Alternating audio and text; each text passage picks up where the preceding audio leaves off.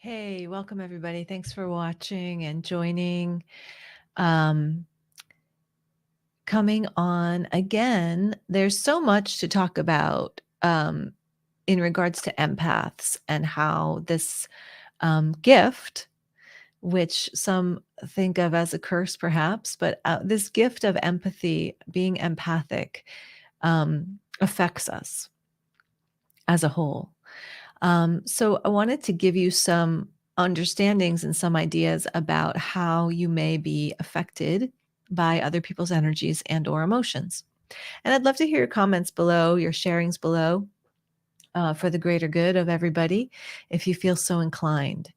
So in the previous live that was just a couple days ago, we shared about my first awakening as an empath, when I understood that that's what that was and how I had always been that my whole life, and the different coping mechanisms I had used up until that point to work with it. So after this Awakening Your Light Body course that I had taken as my foundation and learned my soul signature, after that, what happened for me as an empath was I was able to sort of hold my soul signature, my divine frequency around me, around my physical body.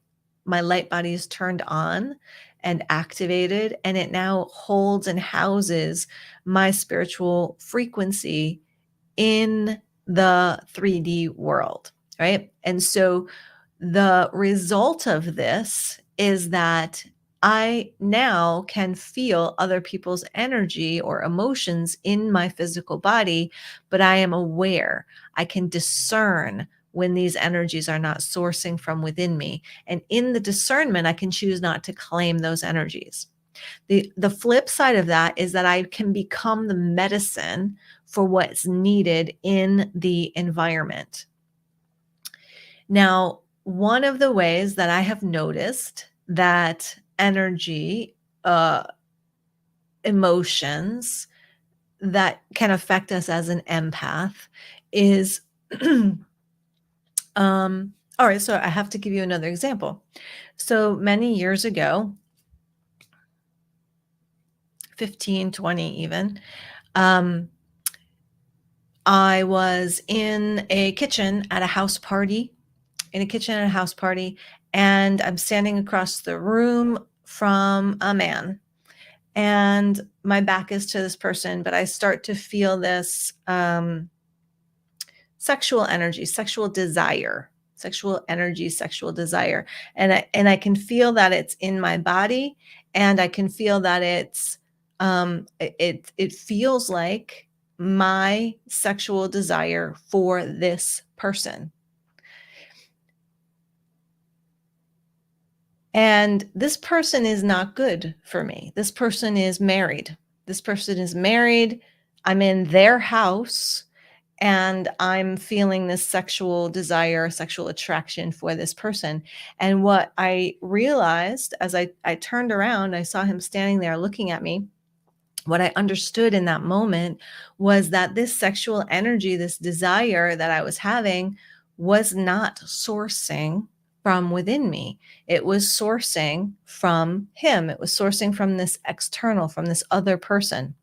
And it was influencing me. This energy, this emotion was influencing my energies and emotions to be attracted to this person that was not available. There's lots of words for not good, right? He is not good, not a good situation, not something we want to jump into. So in the understanding, so firstly, I felt it in my body. I thought it was mine. I could feel it coming through me, like this great desire. And then I understand that I'm also having the mental, like, oh my God, what are you doing? Don't think these thoughts, right? But then I turn around and I see him looking at me, and I have the understanding that these aren't even mine. I'm being influenced by someone else's sexual desire and sexual attraction that could, if I allowed it, pull me into a situation that is like highly dramatic, very messy. Who wants to get involved in something like that, right? But it could have influenced me if I allowed these feelings to continue to cultivate within me, if I identified with them. If I didn't understand that they weren't sourcing from within me, I could have allowed them to grow, right? And then I could have found myself swept away into a situation that was harmful for me and for this couple, this married couple that I was a guest in their house. Okay. So that is one of the ways, just one of the many ways that as an empath, we can be unconsciously affected or influenced by other people's emotions or energies. So I'm sharing this with you because the importance of building your skills as an empath, building your energetic skills as an empath is your road to freedom, is your road to liberation, is your road to empowerment, so that you no longer need to feel bombarded by other people's energy, bombarded by the energy of the world, influenced by streams of energy that are not for your highest good or for the highest good of all. Most important thing as an empath is to ground into the earth, to allow that spirit to come into the body and to discover what your soul signature is, what your energy is, and begin to master these emotions, thoughts, and feelings that are moving through you, so they can keep coming back to your center, and be guided by your higher self. Be guided by the divine plan for your life, rather than all of these energies that are vying for your attention and distraction. Okay. And maybe pulling you in a direction that's not for your highest good. That's not for the highest good of anybody. And also, forget about highest good, can be pulling you in a direction that's like detrimental. That's going to cause a traumatic crash, right? So that's just one situation, one example of being an empath and how other people's energies influence us. A really great resource to check out in regards to this area that we're talking about here is human design. You can get your free human design chart online. You need to know your time of birth.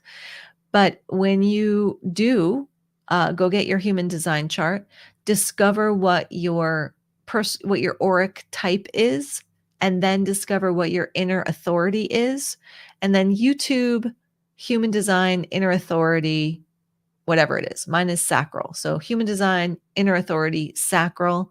Watch some videos on what that is. If yours is something else, obviously you're going to look it up. Solar plexus, splenic. There might be one more. Discover what your inner authority is via human design and start to play with that experiment. That will create a whole new opening in your awareness. And that is a super quick one, free, and you can do it in your everyday life. No time commitment required, right? So you can watch the YouTube video while you're washing some dishes, cleaning the house, riding the car, listen to it while you're driving in the car. And then you can practice what your inner authority is for the next couple of weeks. Just, this is what I'm doing for the next couple of weeks. Every time I'm made to ask a decision, every time I'm made to make a decision, I'm going to use my inner authority and feel it out, and move according to that and see what happens. See what happens. Your life is an experiment. This whole journey is an experiment. So what do you want to play with? Enjoy the journey, guys. Take it easy.